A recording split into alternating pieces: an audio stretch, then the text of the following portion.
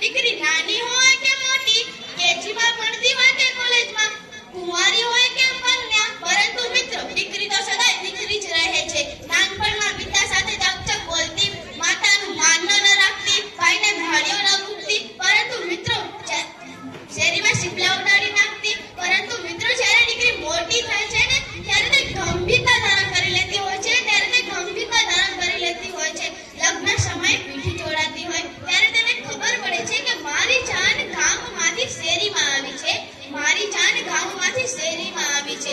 ત્યારે તે વિચાર કરે છે કે મારે આ વહાલનો દરિયો છોડીને કારખાને પોતાના કરવાના છે, મારે આ વહાલનો દરિયો છોડીને કારખાને પોતાના કરવાના છે. પિયરના તમામ સાંભળવાને હૃદયના ખૂણે મૂકી દે છે. ગામવાળા કે સાસરીવાળા પૂછે કે બહુ કરિયાવરમાં શું લાવી, અહીં કોઈ કરિયાવરમાં શું લાવી. પિયરિયામાંથી સાસરિયામાં આવતી દીકરી બાપના ઘરેથી શું લાવી એના કરતા વધુ એ મૂકીને આવી છે. માં, બાપ, ભાઈ, બહેન બધું જ મૂકીને આવી છે. આ વસ્તુઓનો સમજો વિચાર કરે ને, તો દીકરીના સંસારમાં સુગંધ પડી જાય છે. દીકરીના જન્મ થતા પિતાને ત્રીજી અક્ષરરૂપી આંખ મળતી હોય છે. તે પિતાના હૃદયમાં છુપાયેલી હોય છે. ભગવાને પિતાને ગોપનીય આંખ આપી છે. જ્યારે દીકરીની વિદાય વેળાએ ગોપનીય આંખ રડે છે. બાપ રૂડો લાગે છે. ઘરમાં જુઓ તો પિતાનો ચહેરો એક આદર્શ, એક વિશ્વાસ બની રહે છે. પપ્પા બોલે તે સમજ્યા પહેલા જ દીકરીના મોઢામાંથી શબ્દો સરી પડે છે.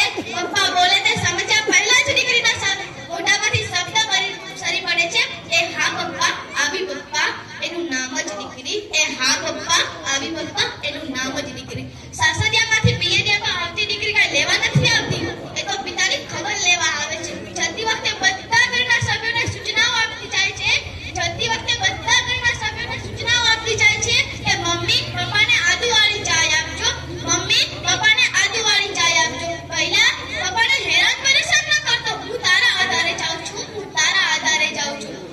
છેલ્લે તમારી દીકરીને તમારાથી દૂર ના મોકલતા. શિયાળાની કટકટની ઠંડી હોય, ચોમાસાની મેઘલી રાત, પિતાના છેલ્લા શ્વાસ હોય, દીકરી પિતાને ચમચી પાણી નથી પીવડાવી શકતી. ત્યારે પિતા કહે છે મારી દીકરીને તેડાવી લો, મારે તેનું મોઢું જોવું છે. છેલ્લી વખત આ પૃથ્વી પર જે દીકરીના મા બાપ છે તેને મારા કોટી કોટી વંદન.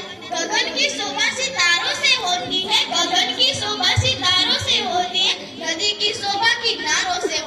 नदी की शोभा किनारों से होती है, पुष्प की शोभा सुवासों से होती है,